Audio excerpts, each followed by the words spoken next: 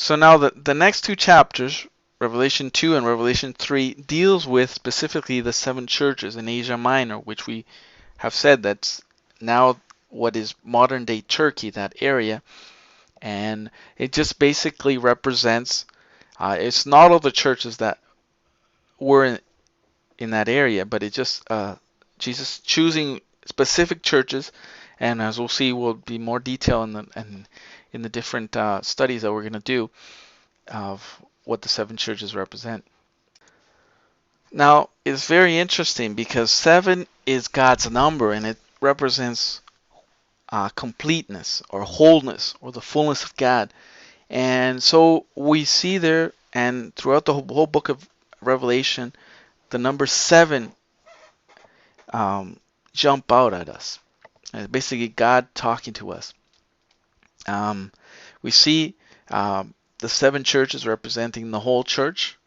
So we can take this, even though I have in individual churches, there's an interpretation like futurists that put, like, for instance, the Church of Ephesus representing the church from such and such time.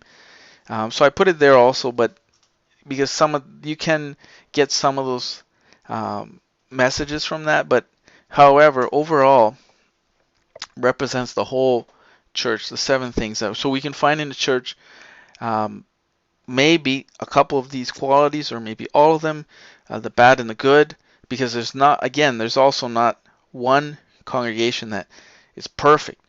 And so, but we have to take the good, all the good things about what Jesus is talking about the church, and try to apply it to our churches, where we are going, where we are meeting. And so the number seven, as I said, complete, full. Also important here, all the seven churches were on the same Roman road, and it makes kind of like a triangle, their connections. So each one had access to the message. Spiritually speaking, taking the physical location of these churches, there was a connection to the empire, and so all these churches were connected. So we see that they all belong to God. They started out the same. There were some good foundations, and they all belong to Jesus. So that's very important. And I put there